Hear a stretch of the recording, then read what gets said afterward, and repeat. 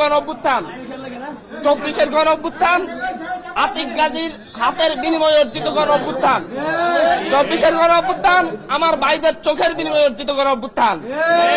এই 24-এর গণ অভ্যুত্থান আমার হাজারো ভাইয়ের শহীদের রক্তের বিনিময়ে অর্জিত গণ অভ্যুত্থান। আমরা এই গণ অভ্যুত্থানের প্রক্লেমেশন দিতে চেয়েছি, আমরা ঘোষণাপত্র দিতে চেয়েছি, আমরা বলেছি, আমরা রাষ্ট্রকে বলেছি যাতে রাষ্ট্রের পক্ষ থেকে যেন আমাদেরকে এখানে সাপোর্ট করা হয়। আমরা রাজনৈতিক দলগুলোর কাছে গিয়েছি, আমরা বলেছি যে হচ্ছে সকলে যারা আমাদের এখানে সমর্থন জানায়, যারা হচ্ছে এই প্রক্লেমেশনকে গ্রহণ করে, কারণ প্রক্লেমেশন একটি ঐতিহাসিক দলিল, এই ঐতিহাসিক দলিলকে অবশ্যই গ্রহণ করতে হবে। এই ঐতিহাসিক দলিলের মধ্য দিয়ে বস্তা পচা রাজনীতির অবসান হবে, কিন্তু সেই ঐতিহাসিক দলিল যাতে আমরা উপস্থাপন করতে না পারি, যাতে আমরা উপস্থাপন না করি, সেই ক্ষেত্রে বিভিন্ন ধরনের বাধার সৃষ্টি করা হয়েছিল। তবে আমাদের প্রাথমিক বিজয়, আমরা প্রাথমিকভাবে বিজয় লাভ করি যে সরকার আমাদের এই প্রক্লেমেশনের ব্যাপারে হ্যাঁ বাচক কথা বলেছে, সরকার আমাদের এই প্রক্লেমেশনের ব্যাপারে সম্মতি দিয়েছে। আমরা বৈষম্যবিরোধী ছাত্র আন্দোলনের বিপ্লবী ছাত্র জনতা আমরা সিদ্ধান্ত নিয়েছি, আমরা অবশ্যই আমরা শহীদ মিনারে আমরা একত্রিত হব। আমরা আমাদের পূর্ববর্তী যে কর্মসূচি আমরা দিয়েছি, আমরা শহীদ মিনারে আমরা বিপ্লবীরা সেখানে একত্রিত হব।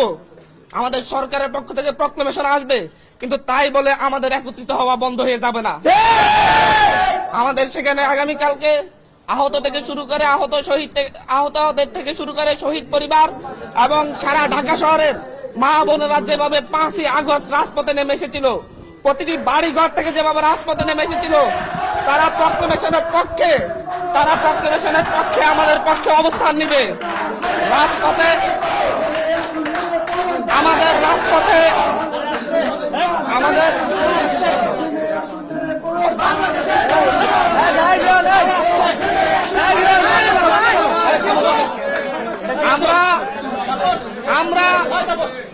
আমরা সারা ঢাকা শহরের মানুষকে বলবো, এই প্রক্লেমেশনের বিরুদ্ধে দেশি বিদেশি যে ষড়যন্ত্র হয়েছে, সেই ষড়যন্ত্রের বিরুদ্ধে সরকার একটি ব্যারেক মেরে দিয়েছে।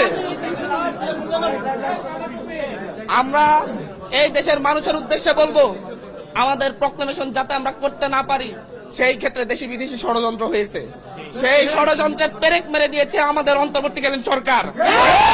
আমাদের এই প্রক্লেমেশনকে গ্রহণ করেছে, তারা বলছে সরকারের জায়গা থেকে তারা প্রক্লেমেশন দিবে, কিন্তু আমরা আগামীকালকে সারা দেশের মানুষকে রাজপথে নেমে এসে আমরা এই প্রক্লেমেশনের পক্ষে শক্তি পাবো।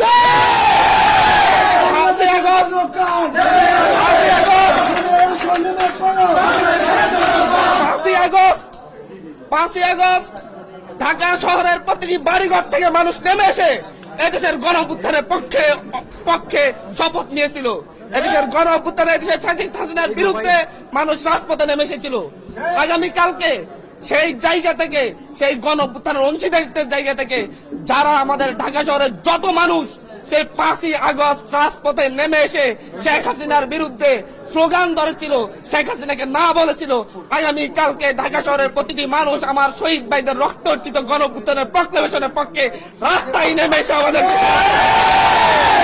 আমরা আগামীকালকে ঢাকা শহরে 5ই আগস্টের মতো একটা গণজোয়ার দেখতে পাবো।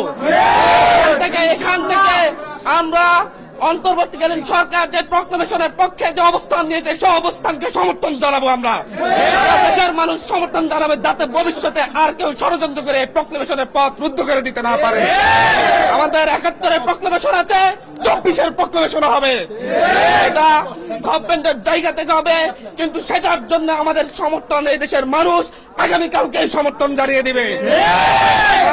আমরা এখন এখান থেকে প্রক্লেমেশনের পক্ষে একটি মিছিল করব, রাস্তায় মিছিল করে এদেশের মানুষকে আমরা আহ্বান করব। আমরা সেটা আপনাদেরকে বলছি, আমরা প্রক্লেমেশনের পক্ষে আগামীকালকে এই দেশের মানুষ অবস্থান নিবে, এবং এই প্রক্লেমেশনটা কিভাবে হবে সেটা আমরা কালকে সেখানে বলে দিব। ঠিক আছে, সেটা পরে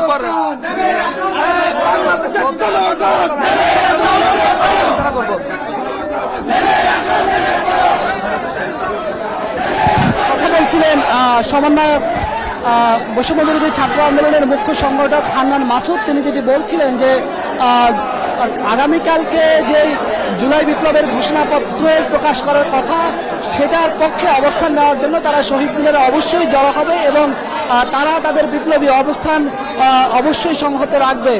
কিন্তু ঘোষণাপত্রটি প্রকাশ করা হবে কি হবে না, সেই প্রশ্ন, সেই বিষয়টি